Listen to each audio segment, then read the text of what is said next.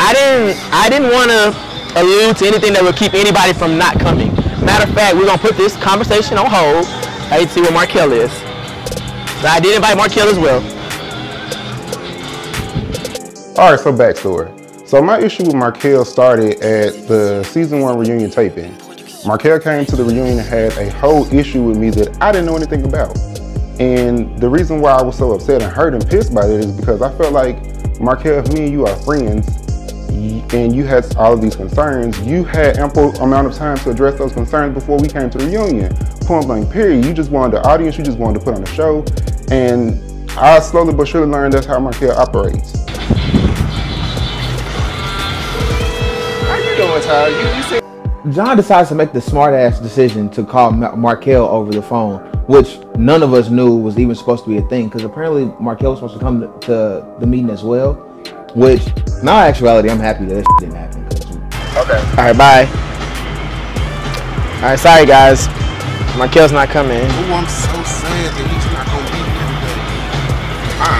I'm just told up he's going to be here today. The shade starts early. I'm surprised. That he didn't come? He didn't show up. I'm real surprised. You should do that already. I thought if I didn't tell him initially who I was going to be here, he would stick to the plan. Oh. Like, Markel and Eric knew they were coming, but I didn't tell them Malcolm was coming, and vice versa. Because I didn't want to do anything or say anything that might keep anybody from not attending, and we still never get nothing resolved. Oh, you didn't learn. So anyway, you trying to mediate another situation, and you know how this goes. We don't mediate situations well. I think we don't mediate situations well when we come into it with negative attitude. Really, John? So now I'm negative? I didn't have a negative. I didn't say you had it. I didn't say you had a negative attitude. I don't think that Malcolm is negative. I think that Malcolm takes it seriously, and so the part where some people decide to laugh and giggle about certain shit, he just don't see it as being funny. I can agree with. I didn't say you had a negative attitude. Well, let's just focus on who's here. So, guys, we're all back together. Like, let's just try to move forward. The last time you tried to mediate, it didn't go. Well, that was Ty, if I'm not mistaken. No, that was me. No, yes. Let's agree that it was you too. Well, can we focus on it now? Like, me and him made up, so I was hoping that I could lead by example and get. I mean, Ty, you don't have the issue with him. Let's just all agree that, John, you was being messy, you was trying to start a situation. Can we move on now? After we sit down, after we talk about it, after we hash out whatever differences we have, we had a pretty good time. I will say that. Like, with this group, this core group, we actually do have a pretty good time without Markel intervening in the mix, trying to start some issues and trying to start bullshit. Hell, John even decided he wanted to go get his nose pierced after we all had a few. At least with the tattoo, they gave you the gun noise, and you know it's not gonna happen. So as John's sitting there getting his nose pierced, he starts squirming and he starts, you know, just squealing and acting like it just hurts so bad. I'm like, come on now, John. We know that's not your first time being poked. You used to it. Drop it, work.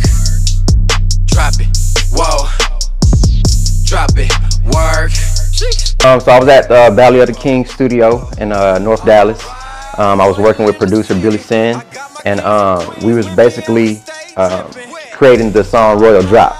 I'm actually, like I said, I put my whole single release for Messing with the Squad on hold because after talking with Kiki J, we was like, it's better just to go ahead and release a full album. So I started working on new songs, and that's when I worked with Ministry Minded Media out of Atlanta, and they created that beat for me. So I went to Atlanta to do a fashion show, but after I did the fashion show, I went to his studio, got the beat, came back to Dallas, hit up Kiki, hit up Billy, and we recorded that mug. Ain't taking off my crown cause ain't nobody messing with me, huh?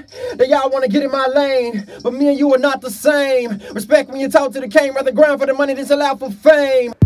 So usually, I like all lights to be off, you know what I'm saying? I'm a visual person, so for me, I felt like there's artists who know how to perform, but their songs don't match the energy level of that. Or they good in the studio, but they don't know how to perform live. It's like the bass is over the beat.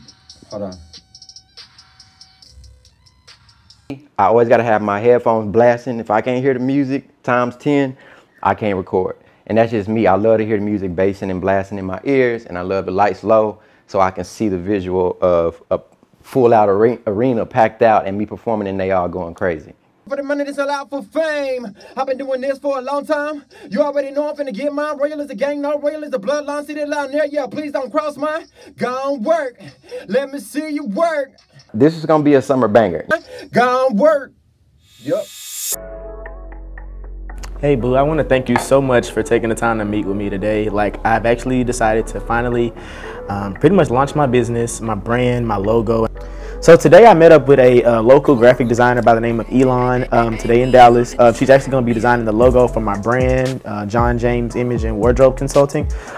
So yeah, we met up. I kind of gave her like a blueprint of what I'm thinking of how I want to represent my brand, how I want it styled, my image that I have in my head, and I want her to like bring it out. So I've come up with like a little blueprint, and I know you're one of the top designers when it comes to like graphic design and PR, and I trust you over anybody else because, you know, we go back to college, so we have that personal relationship and we're doing business. So I just want to, you know, pretty much like kick things off and like take my business to the next level. So I came up with like you know, a little blueprint, very simple, but I wanted your expertise and your, you know, your play on it, you know, your spin, what you think would be marketable, what's professional, and the audience that I'm trying to reach. So the blueprint and the vision that I have for my brand is that I want to not only emphasize that I'm a stylist, but I'm also an image consultant and merge the two as my specialty.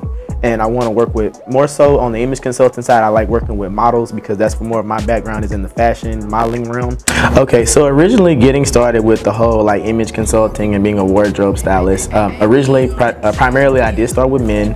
I was an image consultant to like up and coming models in Dallas that were getting their start, helping them, you know, find representation, agencies, you know, styling them for specific shoots, helping them branch out and expand to like covers, you know, media print, website print, you know, different types of print that are available to models. However, I am very interested in working with women because women backgrounds with like fashion.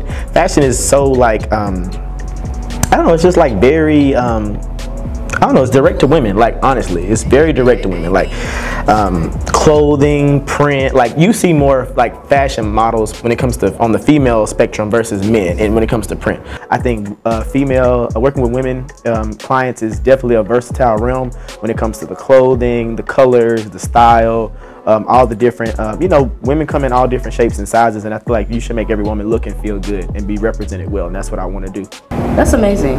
Now, as far as this logo goes, the blueprint that you have already up, it already has some of the key points every logo should have. You know, it has that memorable J. How do you think I should market my logo once it's done?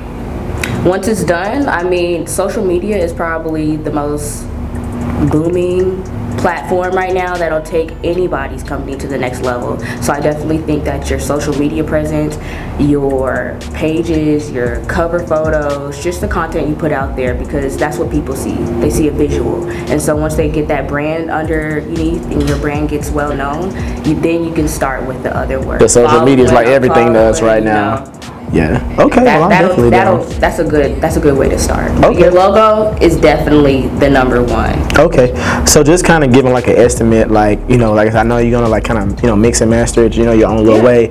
When can I expect like a new update on like the progress of the logo and like, you know, how I can like, you know, get it rolled out and things like that from you? Okay. So first, I'll probably take maybe a day or two just to review some things. But other than that, I'll probably come up with 6 or 7 different comps. Okay, I appreciate that. It gives me options. Okay. Yep. And then probably in a week or so, we can sit back down and we can see what works and what doesn't work. Okay, that's cool. It's like a compare and contrast. I can appreciate that. Okay, cool.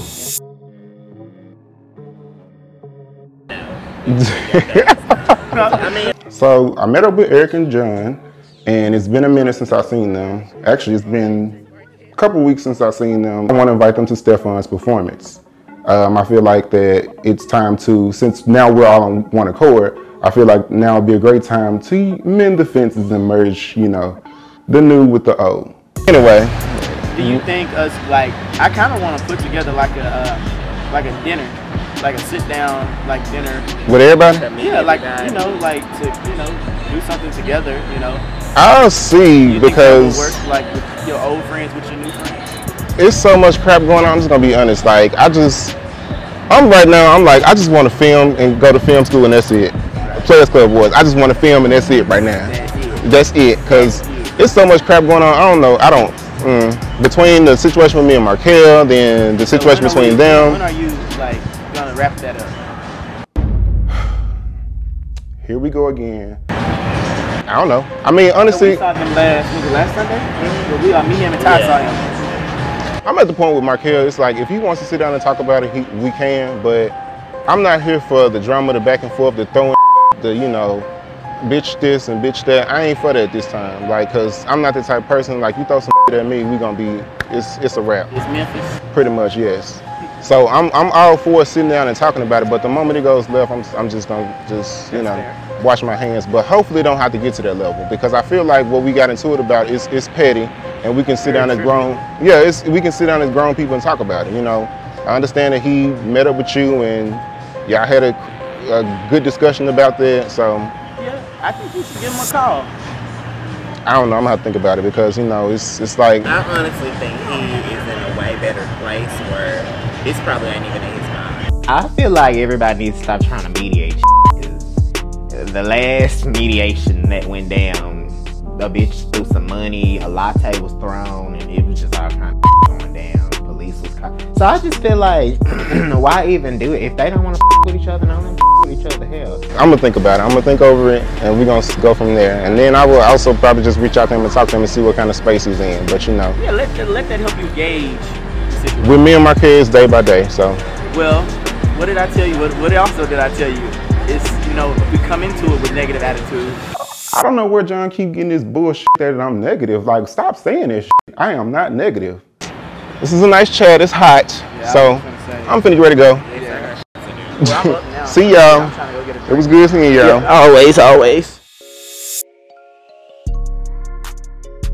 So today is the day of Stephon's big performance, and I even brought Eric and John along so they can finally meet him and they can shut up about me having new friends. Yeah, John and Eric, man, they real cool, real fashionable guys, you know what I'm saying? John, he came out there, we'll see through something, I don't know what it was, but it was real dope, you know what I'm saying? He was swagged out. Eric was real cool, kind of shy, kind of like standoffish, but he was real cool too, you know what I'm saying? No negativity or nothing like that. So for the most part, you know, they part of the family, so we all good. Check, we ready. So I noticed that Stephon is getting ready to perform. I noticed that the DJ couldn't get his music together. And me knowing Stephon, how he's a perfectionist, as most Virgos are, this is probably not a good thing. I already asked y'all to do this, so don't be upset with me. Do it again. Make some noise for Stephon Royal! What's that? Hey, everybody stand up on your feet real quick. Come on, this is a pool party. Y'all been sitting down all night. We trying to turn up one time. Come on, can y'all stand up one time? I know y'all ain't that time. We gonna turn up real quick. I'm from Dallas, Triple D, Texas, man. Hold up, say, listen. From the Triple D to the west side. Throw it all, pants up, sky high. From the Triple D to the east side. North side, south side, baby, worldwide. From the stripper pole to the streets, bro. The crowd to me, I mean, it was really lame. I mean, yeah, the crowd was lame. There was a lot of old people, so I get it. You know what I'm saying? They're not into the hip hop. They probably want some Al Green or something. But for me, you know what I'm saying? I'm a perfectionist. I'm a star. I'm an artist. It's what I do. So I still gave a full out show like it was 1,000 people there. Hey, all rise, royal in the city. I got my kings and queens with me and we stay dripping. All rise, royal in the city. Ain't taking off my crown 'cause ain't nobody messing with me, huh? They all wanna get in my lane, but me and you are not the same. Respect when you talk to the king, run the ground for the money to the lap of fame. One good thing is J. Cruz loved the songs, gave me his phone number, and I will be going to 97.9 The Beat, and we're gonna release that bad boy in Triple D. Royal drop, king man. Hey man, I'm Stephon Royal. Thank y'all for everything. Y'all can follow me at Stephon is Royal on Instagram, Twitter, everything. Let's go.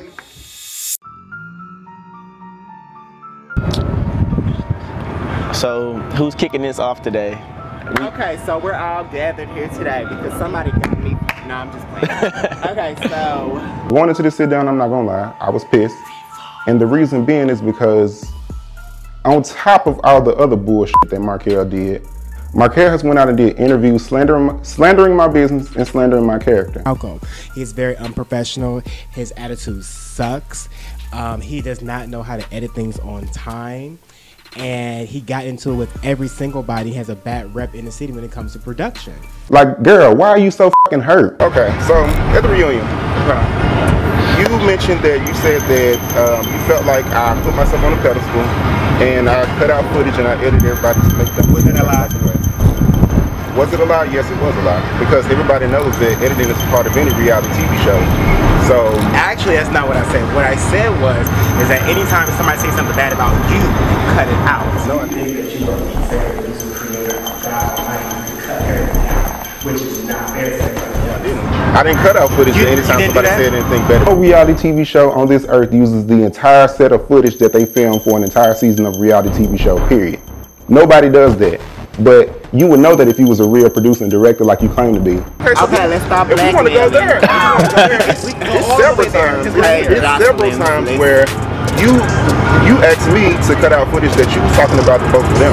And I said that at the reunion. I said, please cut this off. Let me redo it because I went too far. You didn't. That's what I said. No, you didn't. And I addressed it at the reunion, but therefore the world hasn't seen the reunion yet because you have failed to show up because you don't want to look like a certain type of way. Or you want to cut that out too. That's not true. I'm not trying to portray myself with a certain type of way. So now I make myself look a certain type of way. Like, let's not misconstrue the issue here. I'm not trying to portray myself to look good. I don't gain anything out of making your ass look bad. You make yourself look bad. You're a fucking scam artist. You built a whole platform and a campaign off of a reality TV show that you did in 2015 that was very fictional and fake as hell. The book that you put out, I Used to Be on My Knees, you wrote that bullshit up and you double spaced it like a college essay. Who the fuck double spaces the book? For you to call yourself the real Markel, you really fucking fake. If you felt that way, you had plenty of time, you had ample opportunity to come to me and text me outside the reunion. You tried to squash something with me after the reunion. What was your attitude? No, I didn't. What was your attitude on what? On what number? Because it definitely wasn't 0. What number was it? Every time of course it's about 10. You can't my goddamn career. So of course my conversation gonna be on 10. If you come at me on 10, boo, I'm coming at you. I'm not going at you. What would it take, honestly? Y'all don't have to be friends. What would it take for y'all to be able to move on from this situation? It's true. It's not gonna know because I am like, I'm not a liar. Can y'all like? I'm not a liar. All right. Can y'all agree to disagree? Is there an apology that needs to be given? Like, what needs to happen? Because it's getting hot and we don't want to be out here all day. Shady as hell and you a liar. And you manipulate situations all the time. When? Yes, you do. You do manipulate situations because if you would let me talk now, come on, I would answer because you took an opportunity. You knew I was into it with this one and this one, and then so you came to reunion. You came with that bullshit storyline about editing because you had no fucking storyline last year. Let's be honest. Let's be real. You didn't have no storyline. Your storylines always consist of being messy, being calculating, being messy, manipulative, and you play people against each other. And I'm sick of that shit. You do. You always do that. You messy, you shady, and you trifling as hell. I try not to get out of character and I try not to go there with people, but when you come for me and when you come for my career and when you push me to that point, all bets are off. I'm finna get in your ass. You know what? We done with this conversation right now because guess what? The more that you talk about me, the more that you say all this shit and you come up with these storylines. I talk facts. Okay, you know what? Turn these goddamn cameras off. I got your bitch.